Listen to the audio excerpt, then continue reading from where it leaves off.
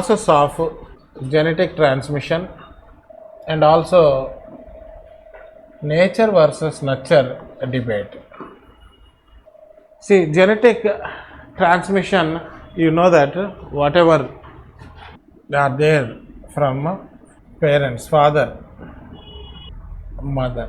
So here 2n, n and n.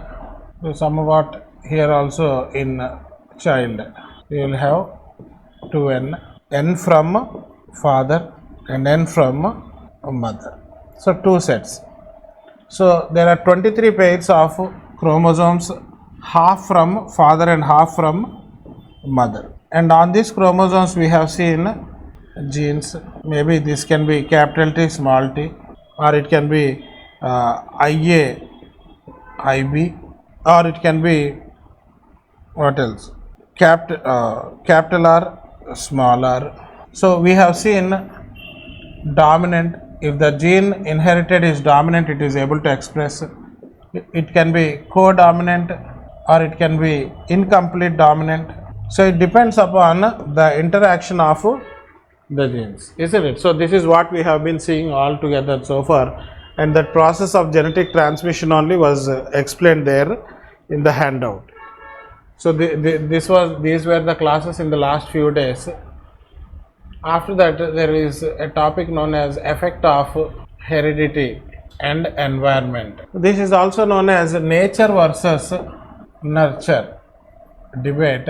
Nature is related to genes, nurture is related to environment.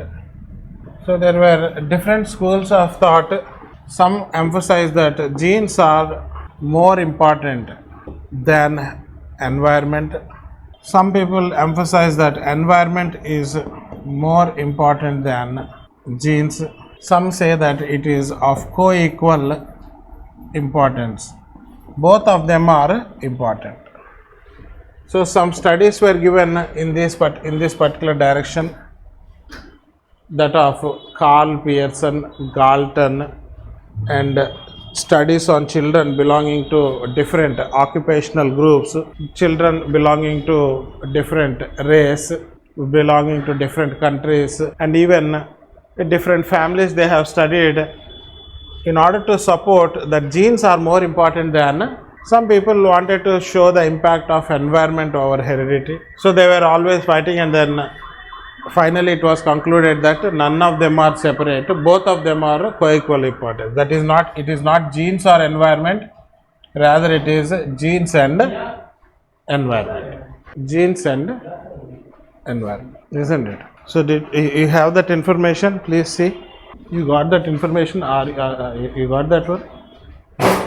So that is nature versus nurture debate. Selecting the right optional subject for the UPSC exam can be a daunting task, especially if you're aiming to succeed on your first attempt.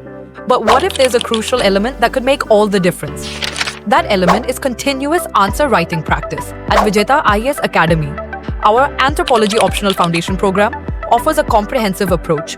Not only will you delve deeply into the subject matter, but you will also engage in daily and weekly answer writing exercises.